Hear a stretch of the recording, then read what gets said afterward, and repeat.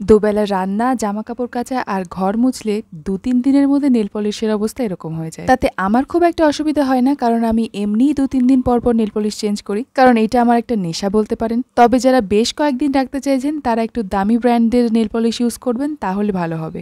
এই নখগুলো কাটার সময় এসে গেছে, কারণ এগুলো সাইড থেকে ফেটে যাচ্ছে। তবে যেহেতু আপনারা এত করে চেয়েছেন, তাই আজকে নেল পলিশটা এর উপরে এভাবেই লাগাবো, শুধু একটুখানি সাইজ করে নেব। আমার কাছে নেল আর্ট করার জন্য যে সমস্ত টুল পাওয়া যায় তার একটাও নেই। এখন কিনে নিলে নেওয়াই যায়, তবে আমি এই নতুন ব্লেড দিয়ে করে করে এতটাই অভ্যস্ত হয়ে গেছি যে প্রয়োজন পড়ে না।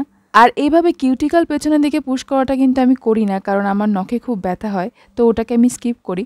খুব প্রয়োজন না পড়লে বাফিংও আমি করি না, কারণ এতে নখের ওপরের যে তেলতেলে একটা ব্যাপার থাকে সেটা নষ্ট হয়ে যায়। আর নেল পলিশ পরলেও এতে ভীষণ রাফ দেখায়। তো যাই হোক, এবার নেল পলিশ চুজ করার পালা। আমি আজকে নিয়েছি ডার্ক মেরুন কালারের এই নেল পলিশটা, ১২৫ নাম্বার L18-এর। নেইল আর্ট করার জন্য নতুন নেল পলিশ হলে বেশি ভালো হয়, কারণ রংটা পাতলা থাকে, কাজ করতে সুবিধা হয়। এই পার্টটা শুধুমাত্র আমি ভিডিওর জন্যই করেছি, কারণ আমি সাধারণত নেল পলিশ রাত্রে পরি, আর সকালে উঠে কাজকর্ম করতে করতে স্কিনের উপরে লেগে থাকা নেল পলিশটা এমনিই উঠে। সবচেয়ে বিরক্তিকর বিষয় হচ্ছে এই ২-৩ মিনিট ধরে নেল পলিশ শুকোনো। কতবার যে শুকিয়েছে কিনা চেক করতে গিয়ে নেল পলিশ ঘেটে ফেলেছি তার হিসাব নেই। আজকে নেল আর্টের জন্য লাগবে এরকম একটা সরু তুলি। লোকাল কোনো দোকানে এত সরু তুলি আমি খুঁজে পাইনি, তাই আমার যে পুরনো একটা এরকম মোটা তুলি ছিল সেটারই সাইডের এই পশমগুলো কেটে নিয়েছিলাম। অপটু হাতে নেল আর্ট বানাতে গেলে আরো একটা জিনিস লাগবে, সেটা হচ্ছে কাগজ। কারণ যে কালারগুলো দিয়ে আপনি ডিজাইনগুলো করবেন সেগুলোকে অল্প করে নিয়ে এর উপরেই রাখতে হবে। এর জায়গায় অবশ্য প্লাস্টিকও ইউজ করা যেতে পারে।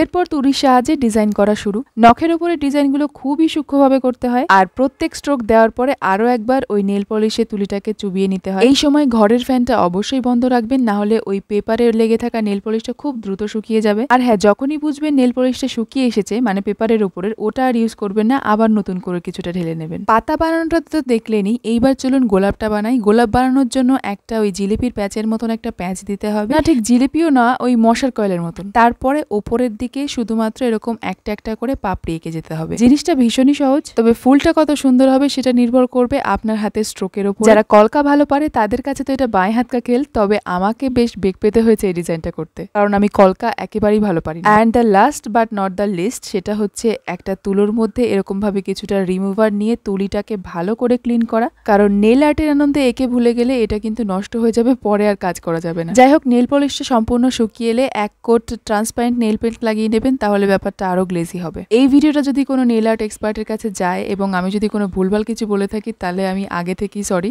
আমি বেসিক্যালি মনের খুশিতে নেল পলিশ নিয়ে এইসব করে বেড়াই সেই স্কুল লাইফ থেকে। এইবার আমার সাবস্ক্রাইবাররা ধরেছে এই নেল আর্টের ডিজাইনটা দেখানোর জন্য, তাই তাদের জন্যই একবার দেখিয়ে দিলাম। বাই দ্য ওয়ে, ডিজাইনটা কেমন লাগলো সেটা কিন্তু আপনারা জানাতে ভুলবেন না।